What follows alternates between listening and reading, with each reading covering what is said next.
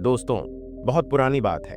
एक आदमी था जो अपनी जिंदगी से बेहद परेशान था। उसका बचपन दुखों से भरा हुआ था। जब वो बहुत छोटा था तभी उसके पिता का देहांत हो गया। और दोस्तों, इतने कम उम्र में ही पूरे परिवार की जिम्मेदारी उसी के कंधों पर आ गई। माँ, छोटे भाई बहन, घर का खर्च, सब कुछ।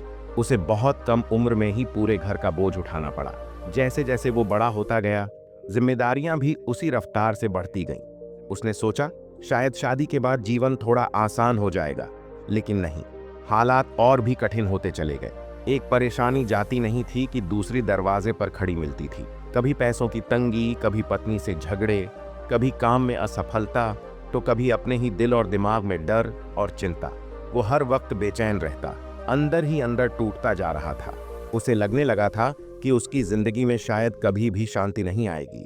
और फिर एक दिन, जब उसका मन पूरी तरह थक चुका था और दिल बोझ से भारी हो गया था, वो एक बुजुर्ग साधु के पास गया और बोला, बाबा, मैं इस जीवन से बहुत थक गया हूँ। मेरी जिंदगी में बस दुख ही दुख है। अब और नहीं सह सकता। मैं आपका शिष्य बनना चाहता हूँ। मुझे सुकून चाहिए। बुजुर्ग ने उसकी बात ध्यान से सुनी, फिर मुस्कुराकर बोले, ठीक है, तुम मेरे शिष्य बन सकते हो, लेकिन पहले मुझे ये बताओ, तुम्हें सबसे ज्यादा तकलीफ किस चीज से होती है? आदमी बोला, बाबा, मेरी जिंदगी में हमेशा कोई ना कोई परेशानी बनी रहती है। कभी पैसों की किल्लत, कभी घर के झगड़े, कभी काम में अड़चन और कभी मन की बेचैनी। लगता है जैसे चैन की सांस लेने का हक ही नहीं है मुझे। बुजुर्ग ने उसकी आंखों में झांका और बोले, ठीक है, कुछ दिन मेरे साथ इस झोपड़ी में रहो। अगली सुबह वो दोनों एक गांव की ओर चल पड़े।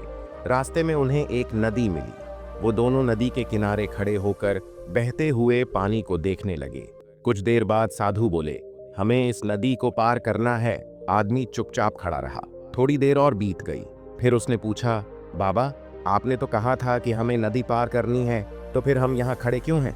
बुजुर्ग मुस्कुराए और बोले, हम इंतजार कर रहे हैं कि नदी सूख जाए। जब पानी बहना बंद हो जाएगा तब हम पार करेंगे। आदमी चौंक गया, बोला, बाबा, ये कैसे हो सकता है? नदी खुद से थोड़ी सूख जाएगी। ये तो हमेशा बहती रहती है। अगर हम यूं ही खड़े रहेंगे तो कभी पार नहीं कर पाएंगे। चाहे रास्ता मुश्किल हो, पर हमें कोशिश करनी चाहिए। बुजुर्ग फिर मुस्कुराए और बोले, बस यही बात मैं तुम्हें समझाना चाहता था। जिंदगी भी इसी नदी की तरह है और इसकी परेशानियां इस बहते पानी जैसी लगातार बहती रहेंगी। अगर तुम इस उम्मीद में बैठे रहोगे कि पहले सारी दिक्कतें खत्म हो जाएं, फिर तुम आगे बढ़ोगे, तो तुम कभी जिंदगी के उस पार नहीं पहुंच पाओगे। तुम्हें इन्हीं मुश्किलों के बीच रास्ता बनाना होगा, इन्हीं परेशानियों को पार करना होगा, तभी तुम सच्चे अर्थों में आगे बढ़ पाओगे। फिर साधु ने उसकी ओर देखा और बोले, बेटा, दुनिया से भाग जाना किसी भी समस्या का हल नहीं है। ये ठीक वैसा है जैसे कोई बहती नदी के सूखने का इंतजार करता रहे। अगर तुम संसार छोड़ भी दोगे तो भी कोई ना कोई परेशानी तुम्हारे साथ बनी ही रहेगी। इसलिए भागो मत, लौटो, अपने घर जाओ, समस्याओं से सामना करो, उन्हें समझो और उन्हें पार करो। यही असली रास्ता है आगे बढ़ने का। दोस्तों, उस आदमी को सीख मिली। उसने उस सीख को दिल से महसूस किया। उस दिन के बाद उसने परफेक्ट जिंदगी का इंतजार करना छोड़ दिया और हर परेशानी का साहस से सामना करना शुरू कर दिया। धीरे धीरे सब कुछ बदलने लगा, उसका नजरिया, उसकी परिस्थितियां और पूरी जिंदगी। और दोस्तों, यही इस कहानी की सबसे बड़ी सीख है।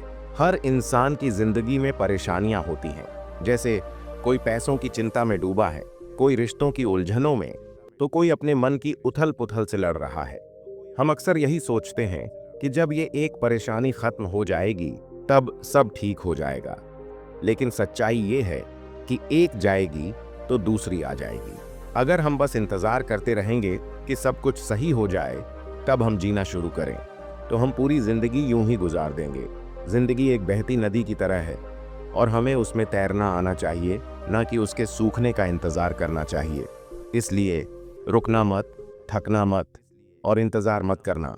चलते रहो, मुश्किलों के साथ भी, क्योंकि अंत में तुम जरूर सफल बनोगे। धन्यवाद।